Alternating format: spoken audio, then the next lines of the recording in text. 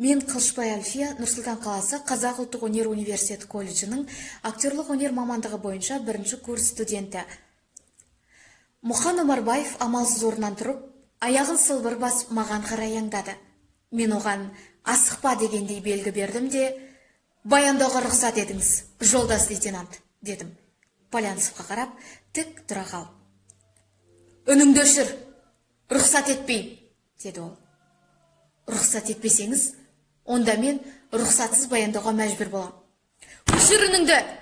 Қазір, жолдас лейтенант, сіздің бұйрығыңызды дивизион командирі майор Сахын жолдас бұзды, дедім мен.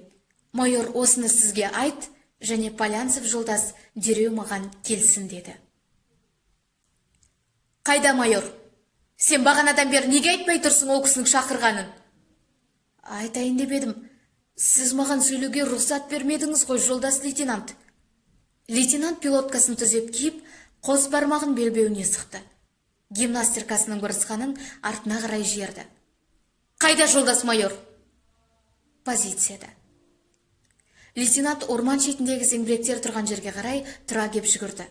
Барды да майорға өзінің шақырту бойынша келгенін айтып, рапорт берді. Майор мен лейтенанттың барлық сөздері бізге анық естіліп тұрды. Зеңбірек командирін не үшін тұтқындадыңыз, жолдас лейтенант? Түнде кітап оқимын деп, зеңбірек шамын тауысқан үшін, жолдас майор. Неге сүйеніп тұтқындадыңыз? Уставқа сүйеніп, устав бойынша тәртіп бұзған жауынгерді 3 тәулікке дейін қауіпті уақытқа отырғызуға правам бар ғой. Әрине бар, бірақ уставтағы праваны дұрыстап пайдалана білу керек, жолдас лейтенант. Ол сержант бір зеңбіректің отын өшіргенімен бүкіл батареяның бар жауынгерінің жүрегіне от жақты. Уставта бұл да есептелген. Ал сіз оны меңгермегенсіз. Ал өзіңіз батальон командирі Момышұлы туралы кітапты оқыдыңыз ба? Жоқ, жолдас майор. Ендеше мен сізді ол кітапты оқымағаныңыз үшін 3 тәулікке үй тұтқын етіп қамасам қалай болар еді? Бұл да менің уставтық правам ғой.